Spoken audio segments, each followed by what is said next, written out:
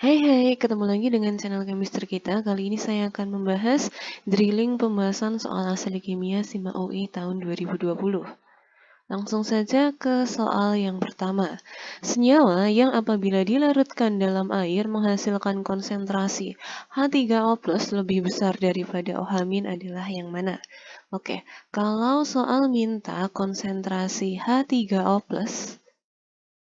ini lebih besar daripada konsentrasi OH-, berarti artinya senyawanya ini bersifat asam. Nah, dengan kata lain, garam yang terbentuk itu harus berasal dari suatu asam kuat dan basa lemah. Yang nomor 1, di sini ada CH3NH2Cl.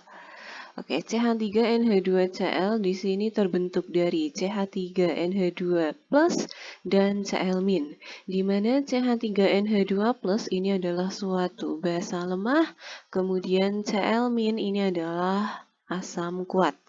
Sehingga karena nomor 1 dari basa lemah dan asam kuat, dia akan bersifat asam. Berarti kalau satu benar, otomatis 3 juga benar.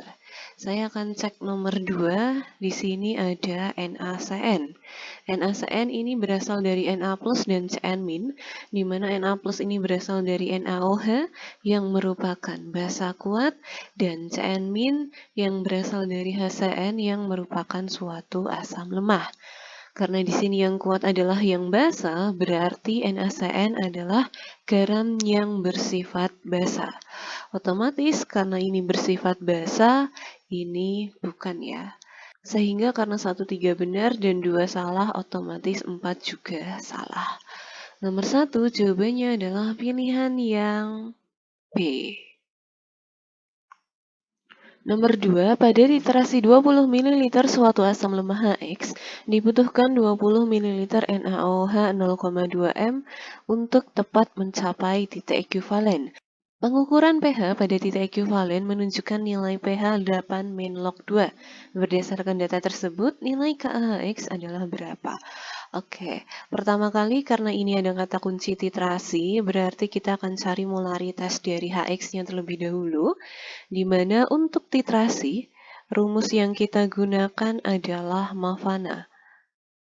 MAVANA sama dengan MBVBNB. Molaritas asamnya belum ada, itu yang akan kita cari. Kemudian volume asamnya 20 mili, jumlah H di HX adalah 1, molaritas basanya adalah 0,2, volume basanya adalah 20 mili, kemudian jumlah OH di NaOH adalah 1. Sehingga ini bisa coret-coret. Nah, molaritas asamnya ini sama dengan 0,2 m. Kemudian kita reaksikan terlebih dahulu. Ada HX kalau ditambah dengan NaOH, maka akan menghasilkan NaX plus H2O.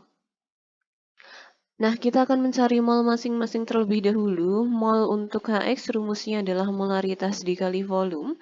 Molaritasnya adalah 0,2, volumenya adalah 20, hasilnya adalah 4 milimol. Sedangkan NaOH sama rumusnya, yaitu molaritas dikali volume, molaritasnya 0,2, volumenya 20 juga, berarti hasilnya adalah 4 milimol.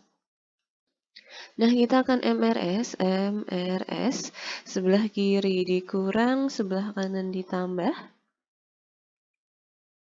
Oke, tadi mol mula-mula HX adalah 4 milimol, yang NaOH juga 4 milimol.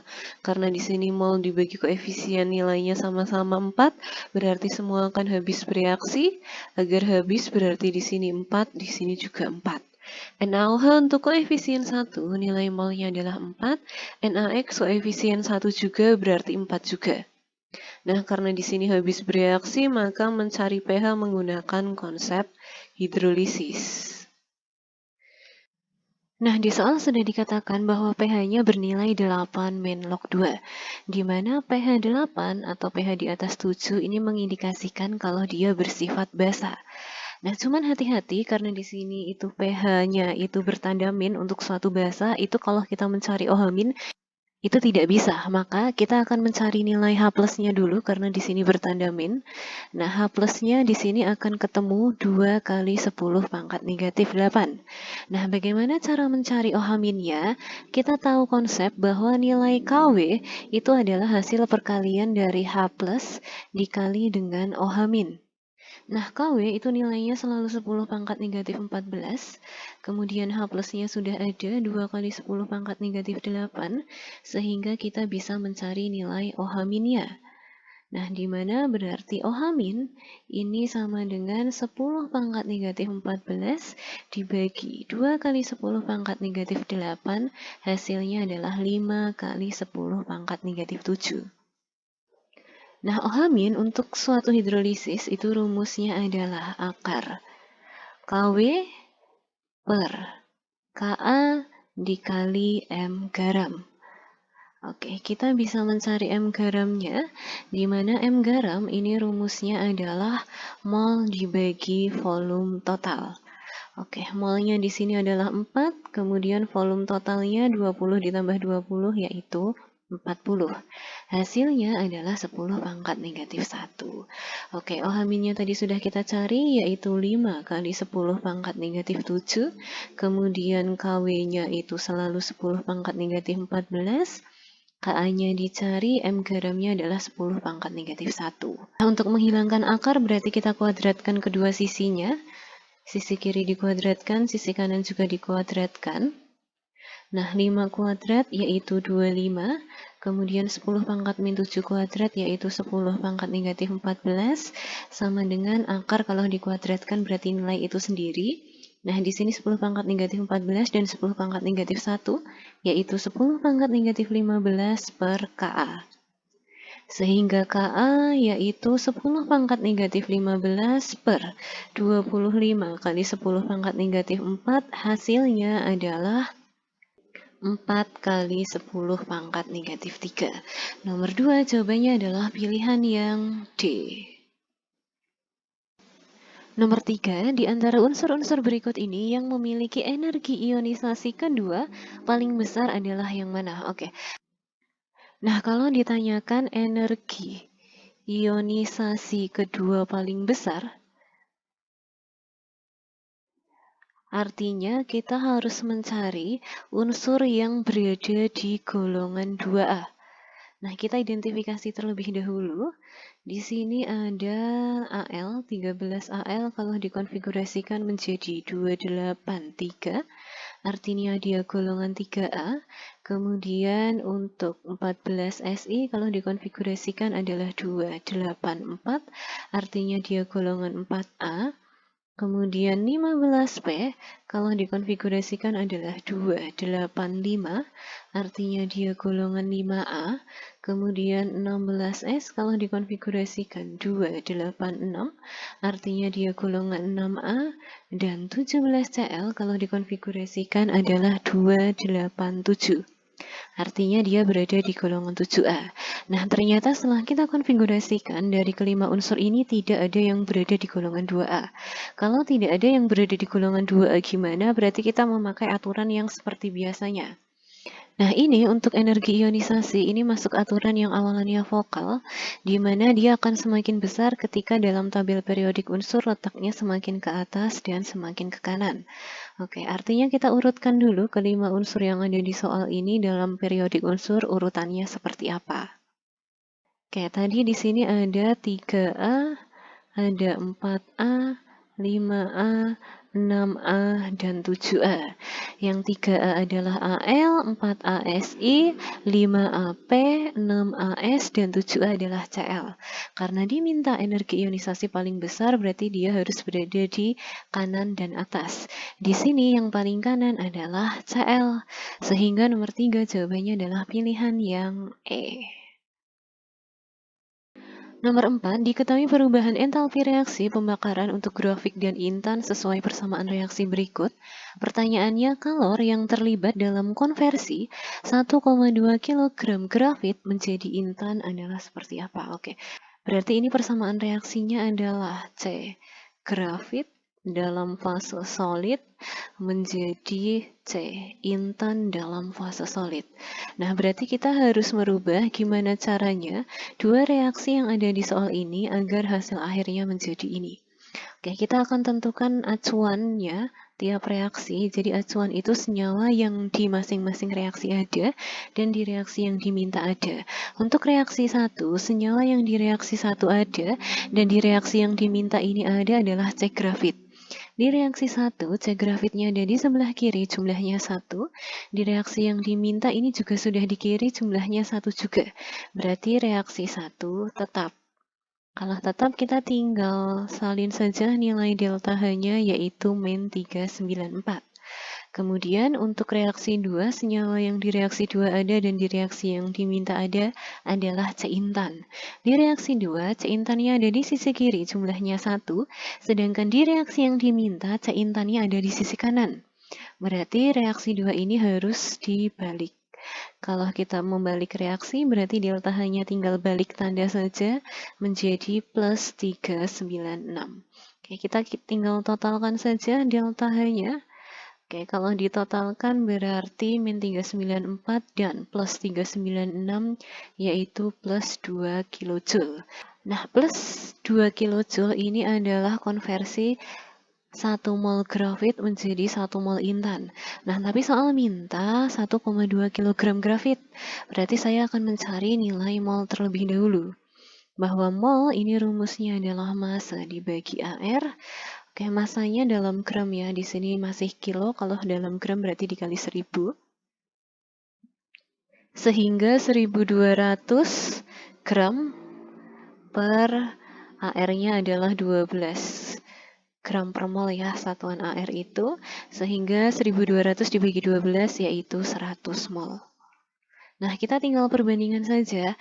Tadi nilai delta H sebesar plus 2 kJ ini untuk 1 mol. Berarti untuk 100 mol nilai delta H-nya tinggal kita kalikan. 100 dikali 2 hasilnya adalah plus 200 kJ. Sehingga nomor 4 jawabannya adalah pilihan yang D. Nomor 5, massa senyawa urea atau CONH2 dua kali yang mengandung 5,6 gram N adalah berapa? Oke, berarti di sini yang ditanyakan adalah massa urea. Kalau ditanyakan massa urea atau massa CONH2 dua kali, berarti kita akan membandingkan MR-nya urea. Nah, di sini dibandingkan dengan N nitrogen, karena jumlah atom N di dalam urea di sini ada 2, berarti 2 dikali ARN dikali massa dari N. Oke, MR urea belum ada, kita cari dulu MR-nya. MR dari CONH2 dua kali. Oke. ARC 12 ditambah ARO-nya ada 1 kali 16 berarti 16.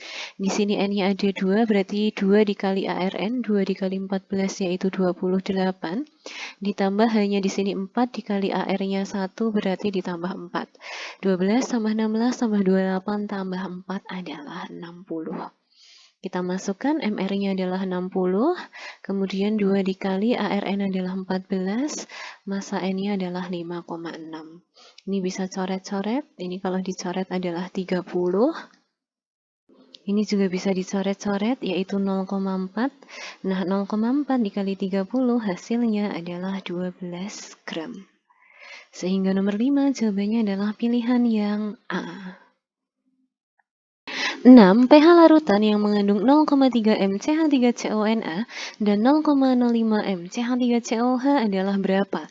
Di mana nilai Ka-nya adalah 1,8 kali 10 pangkat negatif 5. Nah, kalau kalian menemukan soal di mana di soal ini ada dua senyawa yang mirip dan salah satunya adalah zat yang lemah, dalam hal ini adalah CH3COH, maka mencari pH menggunakan konsep penyangga. Nah, penyangga kalau diketahui Ka, maka kita akan mencari nilai H+. H+ untuk penyangga rumusnya adalah Ka dikali mol asam per mol garam. Oke, di sini yang bertindak sebagai asam adalah CH3COOH, yang bertindak sebagai garam adalah CH3COONA. Nah, molnya belum ada di soal, kita jabar dulu menjadi Ka dikali M. Kali V dari asam per M dikali V dari garam. Oke, Ka-nya sudah ada 1,8 kali 10 pangkat negatif 5. Molaritas asamnya yaitu 0,05. Volume asamnya belum ada, saya simbolkan V. Molaritas garamnya 0,3. Volume garamnya belum ada, saya simbolkan V juga. Nah, karena ini sudah campuran, berarti volumenya sama. Berarti kita coret-coret saja. Sehingga nilai H plusnya adalah 3 kali 10 pangkat negatif 6. Sehingga pH sama dengan main log H plus atau dalam hal ini adalah main log 3 kali 10 pangkat negatif 6, yaitu 6 main log 3. Nomor 6 jawabannya adalah pilihan yang B. Nomor 7, perhatikan kurva titrasi HF dengan NaOH di bawah ini.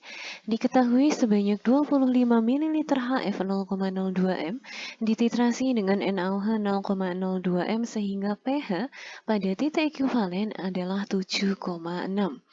Nah, nilai pKa dari HF adalah berapa? Oke. Nah, di sini karena ada titrasi berarti kita akan menggunakan rumus Mavana ya. Oke, molaritas asamnya di sini HF yaitu 0,02. Kemudian volume asamnya atau volume HF-nya adalah 25. Jumlah H di HF adalah 1. Molaritas basanya kita cari. Kemudian volume basanya kita menggunakan dari hasil titrasi yang ada di gambar. Di sini ini ya. Nah, ini di angka 25 juga. Kemudian jumlah OH di NaOH adalah 1. Sehingga ini bisa coret-coret. Nah, molaritas basa atau molaritas NaOH-nya adalah 0,02 M. Nah, kita akan MRS. Kita reaksikan dulu bahwa HF kalau ditambah dengan NaOH, di sini akan menghasilkan NaF plus H2O. Nah, kita bisa mencari mol masing-masing zat. Misal kita akan mencari mol HF. Berarti rumusnya adalah molaritas kali volume. Molaritasnya dari HF tadi 0,02. Kemudian volumenya adalah 25. Hasilnya adalah 0,5 milimol. Sedangkan molnya NaOH juga sama, rumusnya yaitu M kali V, molaritasnya 0,02, volumenya 25, hasilnya juga 0,5 milimol. Nah, kita masukkan ke nilai MRS-nya di sini. Nah, mol HF adalah 0,5, NaOH juga 0,5. Karena di sini sama, maka mereka akan habis bereaksi. Agar habis, berarti di sini 0,5, di sini 0,5. Nah, NaOH untuk koefisien 1, nilai molnya 0,5. NaF koefisien 1 juga, berarti 0,5 juga. Nah, karena tadi setelah MRS habis bereaksi, maka konsep pH-nya menggunakan konsep hidrolisis. Nah, di mana karena di soal di sini pH-nya 7,6, karena 7,6 ini di atas 7 berarti dia akan bersifat basa. Nah, di sini pH-nya adalah 7,6, berarti pOH-nya itu adalah 14 dikurangi pH, berarti 14 dikurangi 7,6 hasilnya adalah 6,4. Nah, untuk hidrolisis, OH- ini rumusnya adalah akar KW per Ka dikali M garam. Oke, saya akan mencari M garamnya ini dulu, di mana M ini rumusnya adalah mol dibagi volume total. Molnya di sini adalah 0,5, volume totalnya ini tadi yang HF 25, NaOH juga 25, yaitu 50. Hasilnya adalah 10 pangkat negatif 2. Nah, untuk menghilangkan akar saya kuadratkan saja. Di sini menjadi OH min kuadrat. Di sini akar KW per Ka dikali M kuadrat. Oke. Nah, OH min kuadrat saya tulis saja OH min pangkat 2. Kemudian akar kalau dikuadratkan menjadi dia sendiri yaitu KW per Ka dikali M. Nah, kita tulis ulang berarti OH- kuadrat ini sama dengan KW itu kan selalu 10 pangkat negatif 14. KA-nya kita cari, M garamnya tadi adalah 10 pangkat negatif 2. Sehingga kan ini nanti KA itu sama dengan 10 pangkat negatif 14 dan 10 pangkat negatif 2 kan 10 pangkat negatif 16 dikali ini nanti OH-nya kan aslinya harusnya per OH-. Karena saya pindah ke atas berarti OH- pangkat min 2. Nah, karena di soal diminta PKA, P ini artinya adalah menlog, maka semua akan saya minlog. Jadi nanti di sini adalah menlog KA, kemudian di sini menlog 10 pangkat negatif 16, dan minlog OH- pangkat min 2. Oke, di mana kita tahu minlog KA ini berarti PKA, kemudian menlog 10 pangkat negatif 16 maju ke depan, jadi negatif ketemu negatif positif, jadi di sini 16, kemudian ini min 2-nya bisa pindah ke depan, jadi min 2, kemudian ini kan nanti tetap dikali minlog OH-. Nah, di mana minlog OH- tadi adalah POH kan? Nah, berarti kan ini sama saja 16 dikurangi 2 dikali tadi POH-nya adalah 6,4. Berarti kan sama saja 16 dikurangi 12,8. Hasilnya yaitu 3,2. Nomor 7 jawabannya adalah pilihan yang B. Nomor 8, diketahui potensial reduksi standar berikut ini ada dua reaksi. Pertanyaannya energi bebas Gibbs atau delta G untuk reaksi reduksi AL adalah berapa? Oke, di sini AL-nya diminta reduksi, nilai F-nya 96500, delta G-nya kita menggunakan rumus min NFE. N di sini adalah jumlah elektron yang terlibat ya. Nah, kemudian siapa yang reduksi, siapa yang oksidasi? Soal sudah minta reduksi AL. Berarti kan kalau dia diminta reduksi AL, dalam suatu reaksi reduksi, itu ciri-cirinya elektron ada di sebelah kiri. Nah, kebetulan yang AL ini, itu elektronnya sudah di sebelah kiri. Berarti nanti untuk reaksi 2 ini kita tetap saja. Artinya karena yang AL ini reduksi, otomatis reaksi satunya ini nanti dia harus oksidasi. Agar oksidasi berarti nanti nilai elektronnya ini harus berada di kanan. Artinya reaksinya harus dibalik. Nah, kalau kita balik reaksi berarti kita balik tanda. Tadinya negatif menjadi positif 0,96. Yang reaksi kedua karena tetap berarti saya salin min 1,66 volt.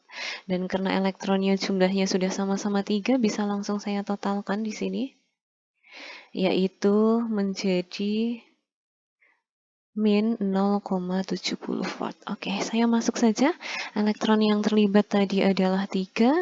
F Faraday-nya adalah 96500. E0-nya di sini adalah min 0,70. Min ketemu min berarti nanti plus 3 dikali 96500 dikali 0,70 hasilnya adalah 202650 Joule per mol. Nah, karena di sini diminta dalam satuan kilojoule, berarti dibagi 1000 menjadi plus 202,65 kilojoule per mol. Nomor 8, jawabannya adalah pilihan yang C. 9. Spesies ion yang terbentuk jika asam oksalat atau H2C2O4 dilarutkan dalam air adalah yang mana? Oke, kita ionkan dulu. Aslinya H2C2O4 ini kalau diionkan akan menjadi 2H plus C2O4 2-. Nah, tapi aslinya reaksinya tidak sesederhana ini karena ada beberapa tahap reaksi. Jadi dalam pelepasan proton atau H+ ini dia satu persatu. Nah, yang pertama, H2C2O4 kalau ditambah dengan H2O, nanti dia akan membentuk HC2O4- ditambah dengan H3O+. Nah, ini adalah reaksi yang pertama. Kemudian reaksi yang kedua, ionnya ini, atau H2O4 ini kalau ditambah H2O, maka dia akan membentuk C2O4 2- ditambah H3O+. Sehingga komponennya yang pertama yang jelas ada adalah H2C24-nya ini. Berarti kalau satu benar, tiga benar, karena ini ada H3O+ ya. Oke, kemudian nomor 2 di sini ada HC2O4-. Ini ya HC2O4-, ini juga HC2O4-. Berarti nomor 2 benar, tapi nomor 4 salah. Karena dari dua reaksi ini tidak ada N2H2. Sehingga nomor 9 yang benar adalah jawaban 1, 2, 3 saja. Ini 1, 2, 3 ya. Yaitu pilihan yang A. Nomor 10, sebanyak 1 liter larutan NiNO3 1M dielektrolisis selama 48,25 menit menggunakan arus 1 ampere menggunakan elektroda grafit. Manakah pernyataan yang benar terkait dengan hal tersebut? Oke, 1. Massa logam Ni pada katoda sebesar 3,54 gram. Nah, untuk mencari massa, kita bisa menggunakan rumus hukum Faraday ya, di mana G ini sama dengan I kali T per 96500 dikali AR per N. Oke, I adalah kuat arus yang digunakan, yaitu 1 ampere. T adalah waktu, tapi harus dalam detik, karena di sini masih menit, berarti nanti kita kali dengan 60 per 96500. AR-nya di soal sudah ada 59. Kemudian N di sini adalah jumlah muatan ya. Kita ionkan saja. NiNO32 kalau diionkan menjadi Ni2 plus 2NO3-. Karena di sini muatan Ni-nya 2, berarti N-nya adalah 2. Nah, ini hasilnya adalah 0,885 gram. Nah, berarti pernyataan 1 ini yang terbentuk 3,54, berarti salah. Kalau 1 salah, otomatis 3 juga salah. Oke, kemudian kita ke pernyataan yang kedua. Volume gas O2 yang dihasilkan adalah 0,34 liter pada STP. Oke, kita akan cek reaksinya terlebih dahulu. Tadi NiNO32 kalau diionkan menjadi Ni2 plus 2NO3-. Ni2 plus bereaksi di katoda, NO3- bereaksi di anoda. Kita akan cek reaksi di katodanya. Di katoda di sini ada Ni2+. Ni ini bukan berasal dari golongan 1A dan 2A, maka dia akan bereaksi sendiri. Berarti reaksinya ditambah 2 elektron menjadi Ni, sedangkan reaksi di anodanya aslinya kan ada NO3-. Tapi karena dia punya O atau sisa asam oksi, maka dia tidak akan bereaksi. Yang akan bereaksi adalah air dengan reaksi 2H2O menjadi 4H plus O2 plus 4 elektron. Karena di sini elektronnya belum sama, yang 1 2, yang 1 4, agar sama yang ini kali 2, yang ini tetap saja, berarti reaksi di katodanya menjadi 2 Ni2 plus 4 elektron menjadi 2 Ni. Kita totalkan reaksinya. Oke, aslinya elektronnya bisa dicoret-coret ya, tapi karena pernyataan nomor 4 ada elektron, elektronnya tidak usah saya coret-coret dulu, saya tulis saja biar kelihatan. Jadi 2H2O ditambah 2Ni2 plus ditambah 4 elektron menjadi 4H plus O2 plus 2Ni plus 4 elektron. Nah, untuk mencari volume oksigen dalam keadaan STP, maka kita harus mencari mol oksigennya terlebih dahulu. Sebelum mencari mol oksigen, yang bisa saya cari adalah mol dari Ni. Karena tadi massa Ni-nya sudah ketahuan ya, ini adalah massa Ni. Itu 0,885, di mana mol ini rumusnya adalah massa per AR. Massanya 0,885, AR-nya ini adalah 59. Hasilnya adalah 0,015 mol. Nah, kita bisa mencari mol oksigen menggunakan perbandingan. Nah, ini kan koefisien oksigennya 1. Kemudian koefisien Ni-nya 2, dikali mol Ni-nya adalah 0,015 mol, berarti hasilnya adalah 0,0075 mol. Nah, kita tinggal hitung volume STP-nya dari O2-nya, di mana volume STP ini rumusnya adalah mol dikali 22,4. Nah, molnya O2 di sini adalah 0,0075 dikali 22,4, hasilnya adalah 0,168 liter. Nah, sehingga di sini 0,34 beda, berarti nomor 2 juga salah. Nah, otomatis jawabannya nomor 4 saja, 4 elektron yang terlibat. Di sini 4 elektron. Nah, sehingga jawabannya hanya yang nomor 4 saja.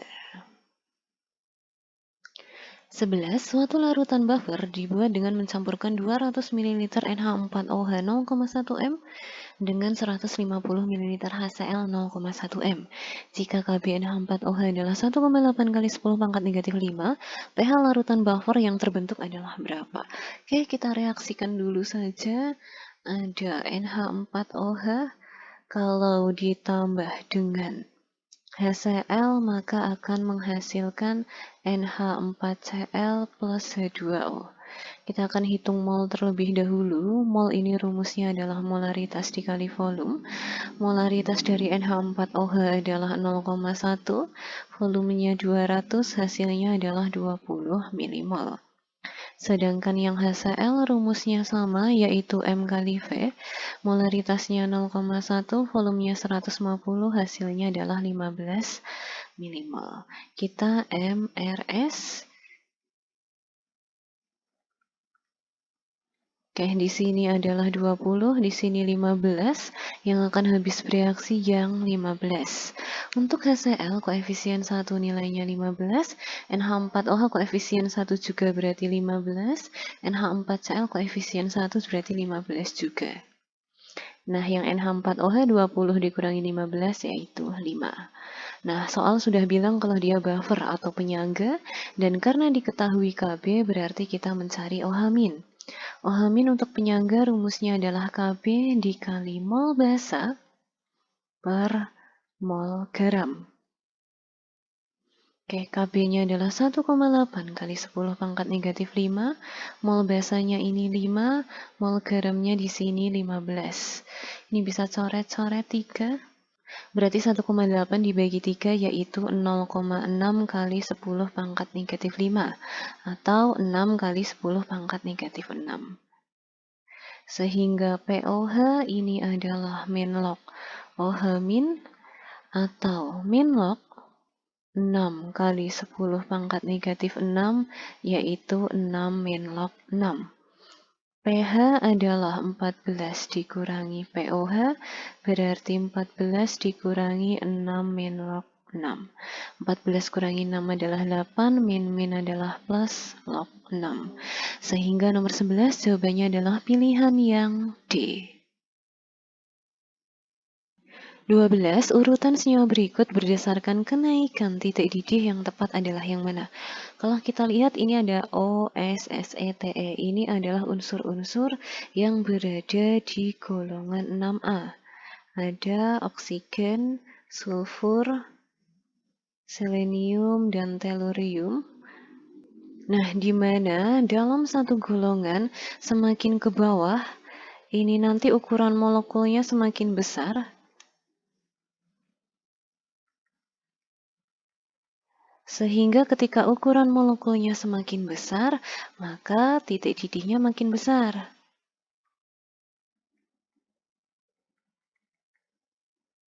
Sehingga nanti jelas ini nanti Te itu pasti urutan pertama, Se urutan kedua, dan S urutan ketiga. Nah, tapi hati-hati untuk O. Kenapa hati-hati untuk O? Nah, H2O ini kan ada ikatan H dan ikatan O yang kita kenal dengan istilah ikatan hidrogen. Di mana molekul-molekul yang memiliki ikatan hidrogen pasti titik didihnya ini lebih tinggi atau paling tinggi jika dibandingkan dengan molekul yang lain. sehingga nanti urutannya berubah. Nah, nanti yang pertama ini, yang H2O ini jadi yang pertama, kemudian nanti yang H2TE ini jadi yang kedua, baru H2SE, baru H2S. Sehingga urutannya H2S lebih kecil dibandingkan H2SE, dibandingkan H2TE, baru H2O yang paling besar. Nomor 12 jawabannya adalah pilihan yang D. 13. Urutan energi ionisasi kelima dari unsur CBN yang benar adalah yang mana? Kita konfigurasikan dulu agar kita tahu golongannya.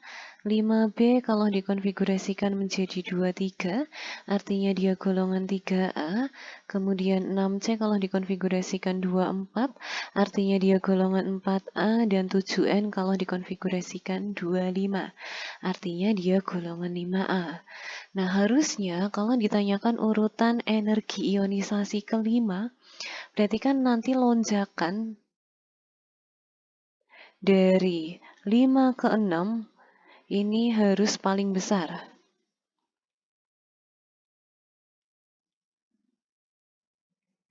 Nah, tapi permasalahannya di sini si N itu dia belum mengalami lonjakan kalau di energi ionisasi kelima, karena lonjakannya baru terjadi dari energi ionisasi kelima sampai ke 6-nya. Nah, atau kalau kita nalar pakai angkanya seperti ini. Nah, jadi kan energi ionisasi kelima adalah angka ini. Nah, unsur B karena dia golongan 3A, artinya dia sudah mengalami lonjakan dari energi ionisasi ketiga ke 4-nya. Nah, ini kan energi ionisasi ketiga, keempatnya dia sudah mengalami lonjakan tinggi karena dia golongan 3A.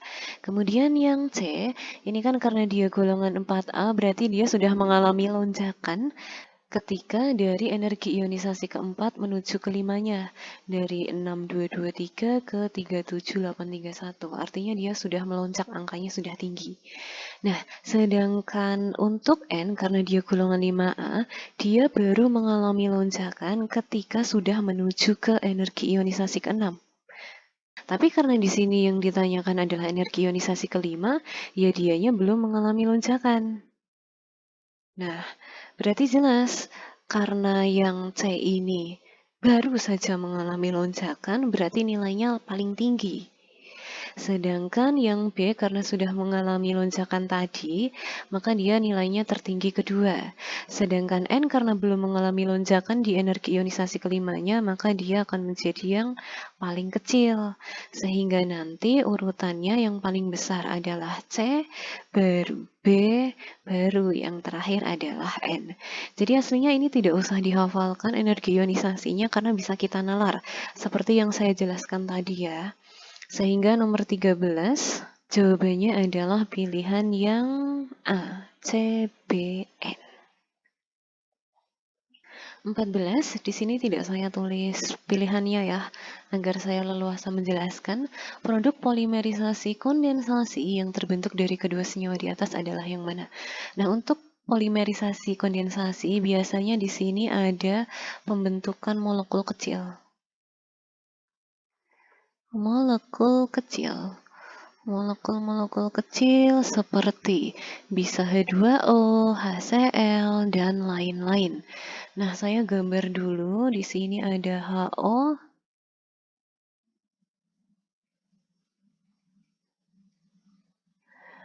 Ditambah dengan H2N, NH2. Nah, karena di sini ada OH, kemudian di sini ada H, nanti OH kalau bergabung dengan H, dia akan membentuk H2O. Nah, sisanya itu dia akan bergabung ikatannya. Jadi nanti hasilnya jadi seperti ini nih. Nah, nanti OH yang ujung ini, nanti dia akan bergabung dengan H dari ujung satunya, yang dari seperti ini, H-nya. Oke, jadi nanti dia akan menjadi O. Nah, di sini tetap O. Nah, di sini ini akan ada N, dan tadi H-nya masih ada satu kan? Maka di sini NH, kemudian Nah, di sini nanti juga ada NH lagi, karena di sini kan yang lepas hanya 1H ya. Berarti nanti di sini ada NH, kemudian ada ikatan, nah ini nanti N kali. Nah, seperti ini gambarnya. 15. Grafik di atas menunjukkan grafik hubungan antara V dan 1 per P dari persamaan gas ideal. Jika grafik 1, 2, 3 diperoleh dari pengukuran untuk jumlah mol yang sama atau N yang sama dan temperatur berbeda, maka nilai T1, T2, dan T3 adalah seperti apa? Oke, suatu gas ideal, ini rumusnya adalah PV sama dengan nRT. Nah, tapi di soal di sini diminta 1 per P ya. Berarti agar menjadi 1 per P ini saya bikin V per 1 per P sama dengan nRT. Atau kalau dengan kata lain nanti V sama dengan nRT kali 1 per P. Nah, dengan kata lain konsepnya ini nanti ketika volumenya naik, otomatis nanti P-nya dia akan turun karena P itu berbanding terbalik dengan volume karena dia satu sisi ya. Jadi nanti 1 per P-nya akan turun. Nah, ketika 1 per P-nya turun berarti temperaturnya dia akan naik. Nah, atau kita lihat dari grafiknya. Nah, ini untuk T1. Nah, ini kan ketika T1-nya tinggi, volumenya kan juga tinggi. Tapi 1 per P-nya rendah. Nah, kemudian untuk T2-nya, di sini kan T2-nya, jadinya kan dia lebih rendah daripada T1. Tapi 1 per P-nya lebih tinggi daripada yang pertama. Begitu pula dengan yang T3. T3-nya nanti nilai 1 per P-nya itu menjadi lebih tinggi. Sehingga nanti di sini T1-nya yang paling besar, diikuti T2, diikuti T3. Nomor 15 jawabannya adalah pilihan yang E. Oke, cukup sekian untuk penjelasan dari drilling soal pembahasan soal SIMA UE tahun 2020. Jika ada yang mau ditanyakan, silahkan ditanyakan. See you.